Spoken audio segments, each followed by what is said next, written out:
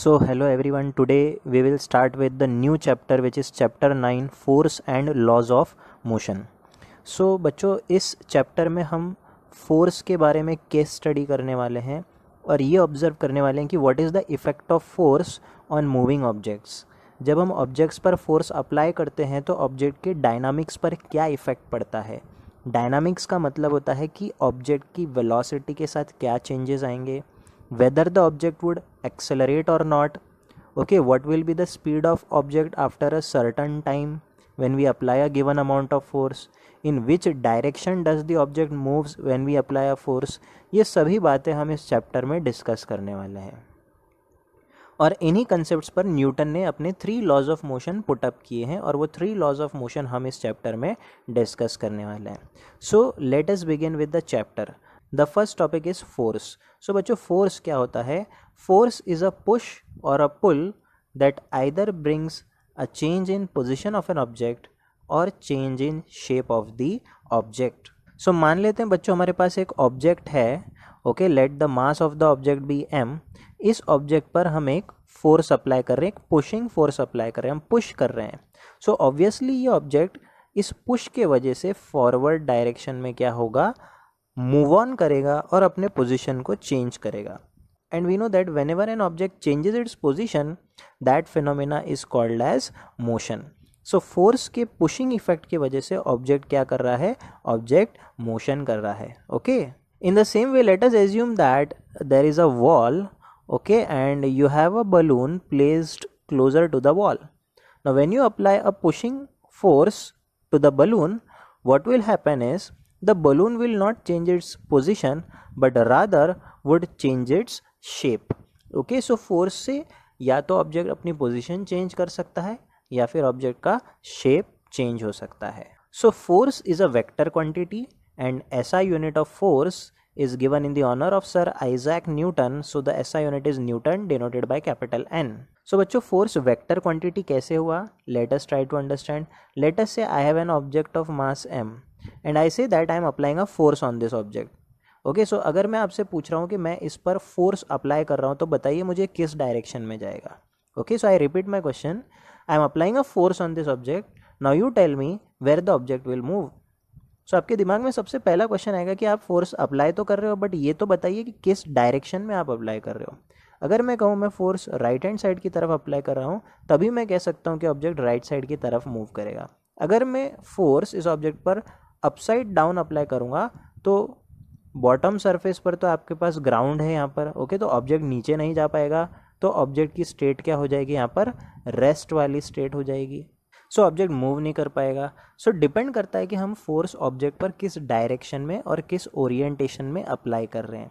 So force एक ऐसी quantity है जिसे सिर्फ और सिर्फ मैग्नीट्यूड ही नहीं डायरेक्शन की भी ज़रूरत होती है समझने के लिए, इसलिए फोर्स क्या होता है, एक वेक्टर क्वांटिटी होता है। So students forces are broadly classified into 2 types, balanced and unbalanced forces. Now what do we mean by balanced force? System of forces that contributes to no acceleration for the object are balanced forces. Object under balanced forces is either at rest or in uniform motion. Now let us try to understand.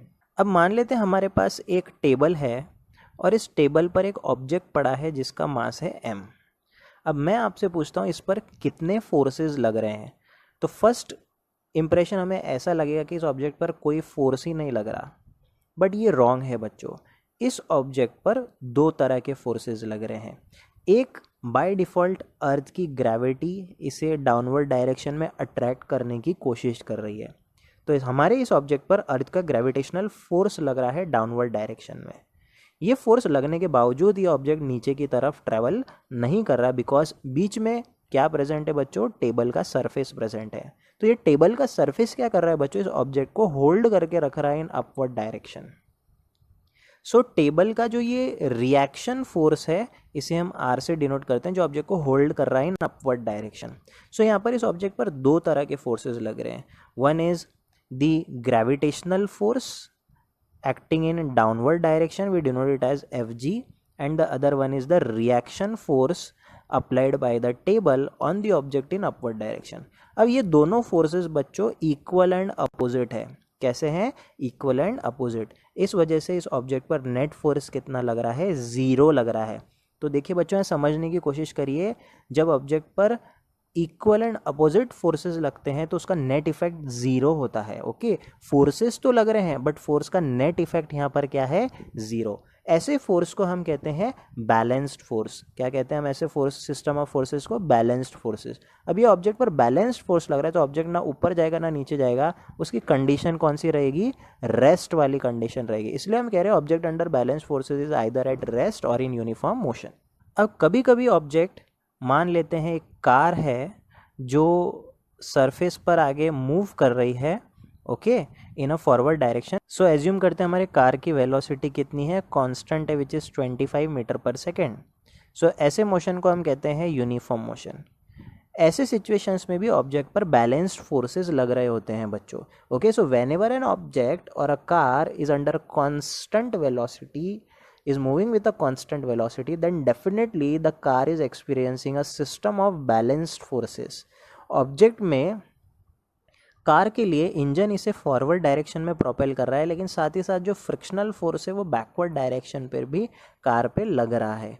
Okay, इन सभी forces का जो net effect है वो object को सिर्फ और सिर्फ forward direction में पुश कर रहा है, लेकिन उसकी स्पीड बढ़ाने में कोई हेल्प नहीं कर रहा। अगर आप इस ऑब्जेक्ट को एक्सेलरेट करना चाहोगे तो आपको इंजन पर ज़्यादा प्रोपल्सिव फोर्स अप्लाई करना पड़ेगा, जो कि आप एक्सेलरेटर से अप्लाई करते हैं। Now let us talk about unbalanced forces. So system of forces that contributes to acceleration for the object are unbalanced forces. Object under unbalanced forces is either under acceleration or retardation. So let us take an example. मान लेते हैं हमारे पास एक tennis ball है और ये है हमारा अर्थ सरफेस, और हम इस टेनिस बॉल को रिलीज़ कर रहे हैं from a height h।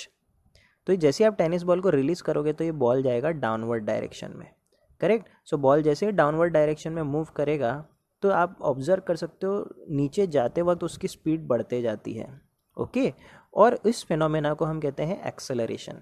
So gravity के इन्फ्लुएंस में जब आप किसी बॉल को एक हाइट से रिलीज़ करते हो तो जब तक वो अर्थ सरफेस से टकराता नहीं है तब तक उसकी स्पीड बढ़ते जाती है। ऐसे फिनोमेना को हम कहते हैं एक्सेलरेशन। इस केस में हमारे इस टेनिस बॉल पर सिर्फ एक ही फोर्स लग रहा है, जो कि है gravitational force. Although air friction भी है अपवर्ड डायरेक्शन में, सराउंडिंग एयर का फ्रिक्शन भी है, लेकिन वो बहुत ही नेग्लिजिबली स्मॉल है, तो हम एयर फ्रिक्शन को यहाँ पर इग्नोर करेंगे। तो हमारे टेनिस बॉल पर सिर्फ एक फोर्स लग रहा है, जो कि है ग्रेविटेशनल फोर्स।